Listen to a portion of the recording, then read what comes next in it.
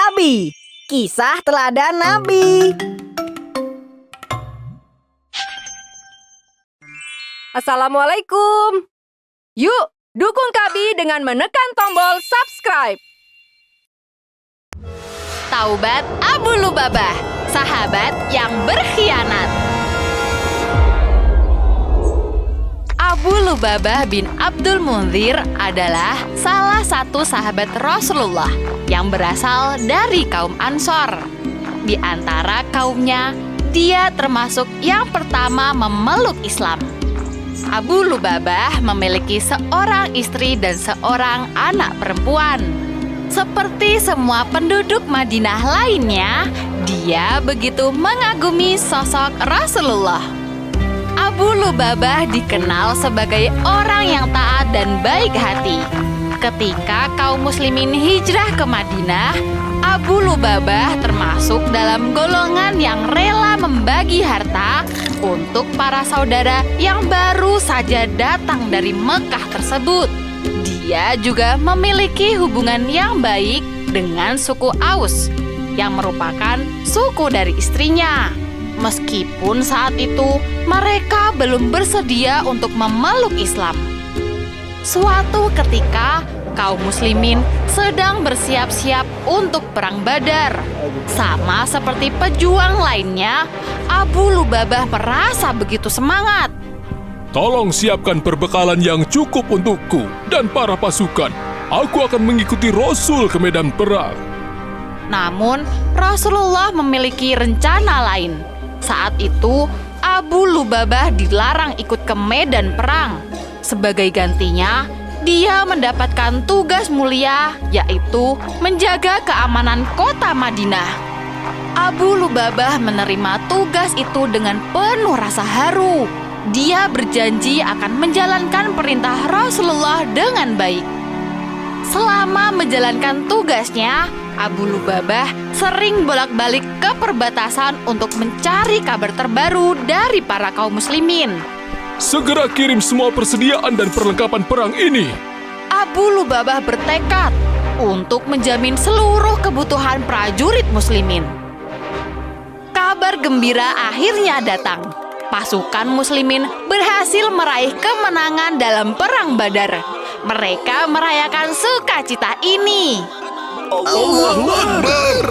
Allahu Akbar! Jangan terlalu gembira. Kemenangan kalian ini tidak ada artinya. Hal besar lainnya akan datang menimpa kalian. Benar saja. Setelah perayaan gembira ini, datang kabar bahwa Bani Quraisyah telah melanggar perjanjian damai yang dibuat antara kaum Yahudi yang tinggal di Madinah dengan Rasulullah.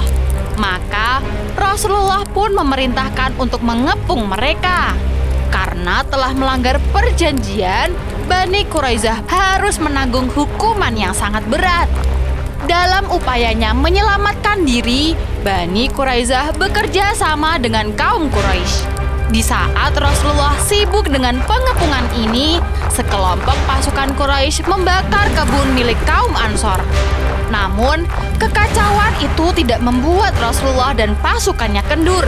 Mereka tetap mengepung Bani Quraisyah, membatasi pasokan makanan mereka, dan membuat mereka kesulitan. Saat itu, Bani Quraisyah meminta ampun untuk semua kaumnya kepada Rasulullah. Berdasarkan musyawarah, Rasulullah menyerahkan keputusan ini kepada Sa'ad bin Mu'adz, salah satu pemimpin kaum Aus yang memiliki kedekatan dengan Bani Quraisyah. Pemimpin Bani Quraisyah merasa gembira karena dia merasa Sa'ad bin Mu'adz pasti akan berpihak pada mereka. Namun, Sa'ad bin Mu'adz sama sekali tidak mau bersepakat. Dia memberikan pilihan, beriman kepada Rasulullah, menerima hukuman mati, atau berperang. Bani Quraisyah menolak untuk mengakui Rasulullah, dan mereka pun tidak punya kemungkinan untuk berperang. Jika terus begini, kaumku akan terbunuh semua. Apa yang harus aku lakukan? Pemimpin Bani Quraisyah mencari celah. Dia meminta Abu Lubabah dikirim untuk berdialog. Abu Lubabah menerima permintaan tersebut. Dia tidak curiga jika sebuah jebakan telah disiapkan untuknya. Begitu Abu Lubabah tiba, seluruh kaum laki-laki menyambutnya penuh haru, sedangkan para wanita dan anak-anak menangis dengan pilu. Abu Lubabah merasa iba melihat penderita tersebut. Hatinya yang lembut tidak bisa bersikap tegas. Saat itulah pemimpin Bani Quraizah memanfaatkan keadaan.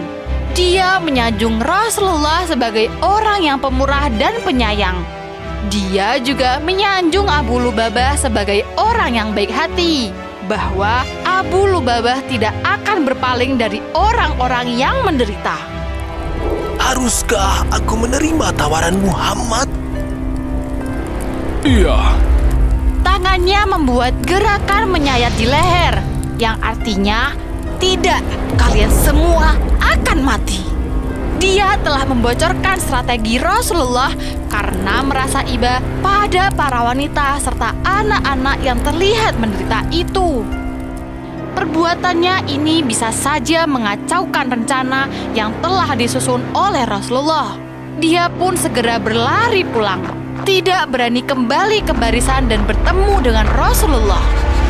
Abu Lubabah langsung menuju ke masjid. Dia merantai dirinya sendiri pada sebuah tiang dan berjanji tidak akan melepaskan diri sebelum Allah menerima taubatnya. Dia tidak pula makan dan minum. Setiap hari, anaknya akan datang ke masjid untuk melepas rantainya sejenak, kemudian memasangnya lagi setelah selesai sholat. Kejadian ini tidak diketahui oleh Rasulullah. Ketika beliau kembali dan melihat kondisi Abu Lubabah, beliau berkata bahwa Abu Lubabah telah berjanji kepada Allah. Maka dia harus menunggu jawaban dari Allah. Namun, jawaban tidak kunjung datang. Kondisi Abu Lubabah semakin lemah dari hari ke hari.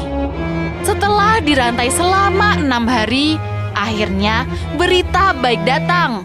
Allah menurunkan surat At-Taubah ayat 102 yang berbunyi, "Dan ada pula orang-orang lain yang mengakui dosa-dosa mereka.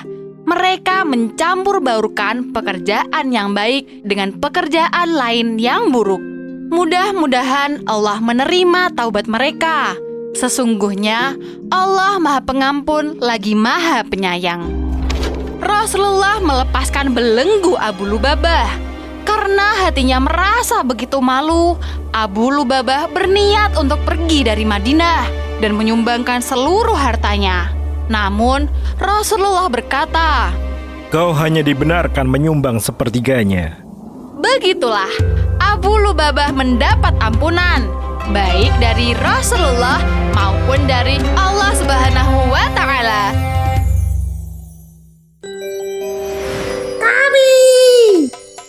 Kabi punya banyak sekali aktivitas. Mendengarkan kisah 25 nabi dan para sahabat lewat interaktif book, membaca kisah inspirasi muslim lainnya lewat picture book, dan juga belajar sambil bermain. Belajar mengenal huruf hijaiyah. Alif, ba, ta, sa.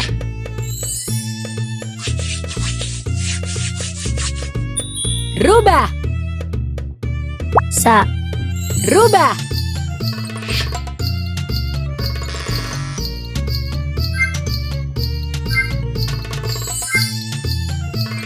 sa. Kabi memang hebat. Satu aplikasi untuk semua aktivitas. Yuk download aplikasinya di Google Play Store atau App Store.